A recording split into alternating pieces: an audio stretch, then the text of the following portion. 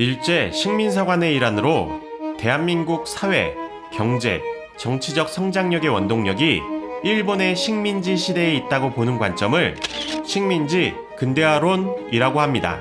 식민지 근대화론을 한마디로 요약하자면 아시아 최초 서양 문물을 받아들여 개화된 국가, 일본이 먼저 근대화에 성공하였기 때문에 구시대에 머물러 있는 대한제국을 침략해 합병한 것이다 라고 할 수 있는데요.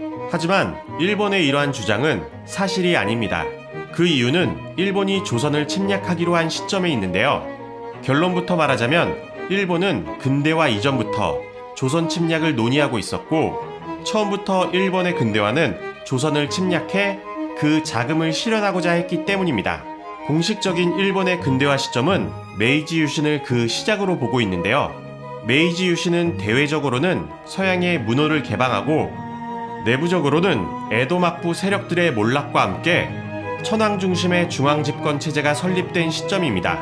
일본 내에서는 메이지 유신이 끝나자마자 지금 당장 조선을 치자라는 급진 세력과 조금 더 힘을 키운 뒤 조선을 정복하자라는 봉건 세력이 대립하게 되는데요. 둘의 의견 다 조선을 치자라는 정한론에 입각해 어느 쪽이든 조선을 치자라는 것에 동의했지만, 이 팽팽한 갈등 속 이토 히로부미가 정권을 잡게 되면서 힘을 키운 뒤 조선을 경제적으로 침략해가며 야금야금 파먹어 가자는 노선으로 바뀌게 된 것입니다.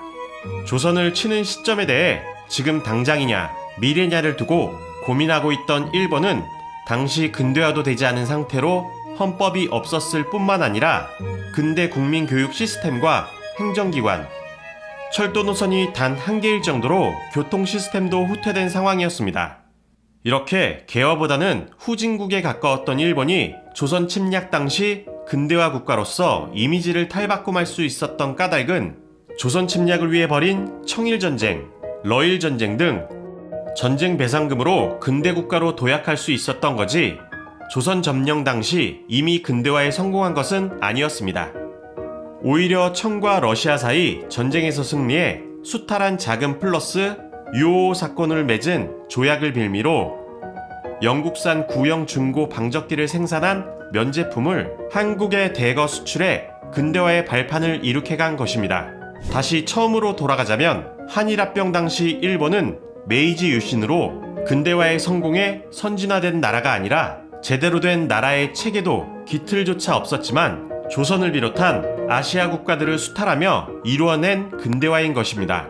이 내용을 통해 일본이 변개한 우리 역사는 자신의 나라를 미화시켜 마치 조선을 지배하는 것이 당연한 우월한 나라로 포장한 것이라고 생각할 수밖에 없는 것 같은데요. 일본 사학적 관점으로 얼룩진 우리 역사를 되찾기 위해서는 우리의 역사를 스스로 돌봐야 하지 않을까요? 지금까지 보다 보면 이해되는 역사 스토리 보이스였습니다.